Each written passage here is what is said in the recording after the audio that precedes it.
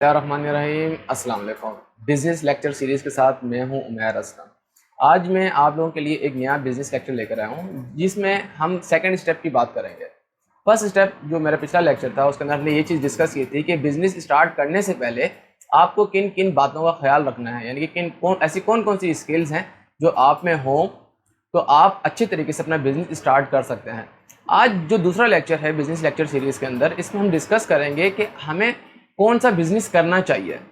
मैं ऐसा कौन सा बिज़नेस स्टार्ट करूं जिसको स्टार्ट करने के साथ आहिस्ता आहिस्ता मैं उसको ग्रो भी कर सकूं और उसमें मैं तरक्की भी हासिल कर सकूं। क्योंकि जैसा कि आपको मालूम है कि दुनिया अब बिज़नेस की तरफ शिफ्ट हो रही है, ज़्यादातर एंटरप्रेन्योर्स दुनिया में आ रहे हैं, ख़ासतौर पे पाकिस्तान के अंदर। तो कुछ स्किल्स का सीखना बहुत ज़रूरी है। तो चलते हैं हम अपने लेक्चर की तरफ, जिसके सबसे पहला पॉइंट ये है कि मुझे कौन सा बिज़नेस स्टार्ट करना चाहिए। बिज़नेस की 3 कैटेगरीज हैं, मैन्युफैक्चरिंग है, सर्विस प्रोवाइडिंग है, इसके अलावा ट्रेडिंग है। तो आपने इनमें से कौन सा बिज़नेस सेलेक्ट करना है।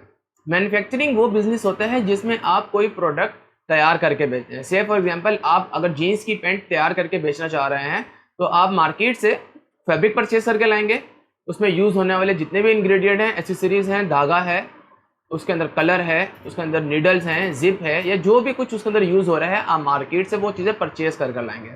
उसके बाद आपको जो मैन्युफैक्चरिंग प्लांट होगा जहाँ पे आप उस सामान को तैयार करते हैं, उसमें उसका सारा प्रोसेस होगा, कटिंग होगी, स्टिचिंग होगी, पैकिंग होगी, उसके बाद वो मार्केट में डिलीवर हो जाएगा।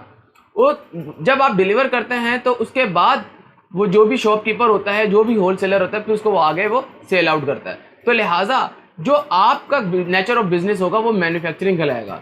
मैन्युफैक्चरिंग में आप सामान यानी कि जो खाम माल होता है वो खरीद के लाते हैं और फाइनल प्रोडक्ट फिनिश गुड्स की हालत में आप उसको सेल आउट करते हैं, ये कहलाएगा मैन्युफैक्चरिंग। Number 2 trading. ट्रेडिंग के अंदर आप कोई भी प्रोडक्ट तैयार नहीं करते, इसमें आप बनी बनाई चीज़ें मार्केट से लाते हैं और आगे भेज देते हैं।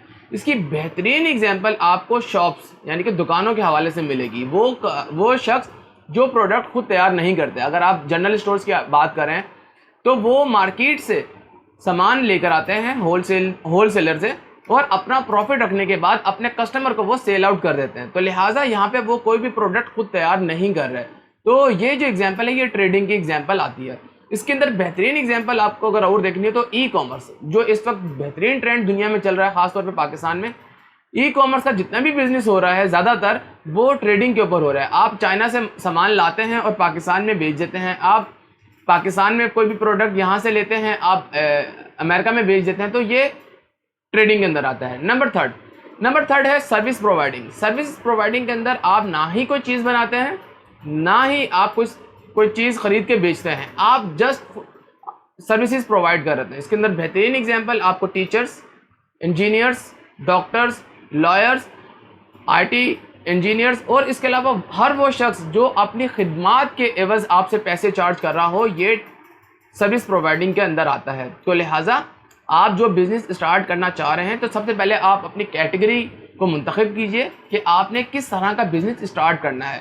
कैटेगरी मुंतखब करने के बाद आप फर्दर स्टेप की तरफ जाते हैं, जो कि आगे वीडियो में आप देख सकते हैं।